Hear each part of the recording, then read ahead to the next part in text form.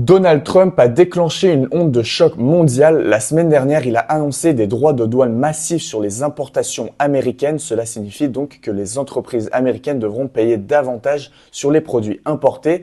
Le risque est que cela entraîne des pertes de valeur des entreprises, donc des emplois, une baisse de l'épargne, un ralentissement économique et une perte de confiance générale. Ce virage protectionniste inquiète donc les analystes de la Deutsche Bank qui parlent du plus grand choc commercial depuis 1971. Et effectivement, les marchés financiers ont immédiatement chuté. C'est le cas des États-Unis où des milliardaires comme Elon Musk ont perdu plus de 35 milliards de dollars depuis la hausse des droits de douane.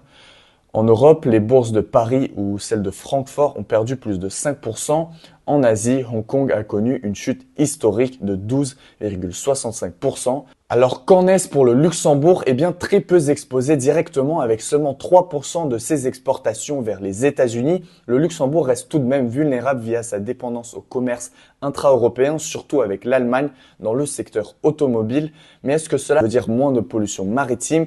Alors pas forcément, car malgré le ralentissement de la mondialisation par Trump, d'autres pays peuvent renforcer leurs échanges comme ceux entre l'Union européenne et le Canada par exemple.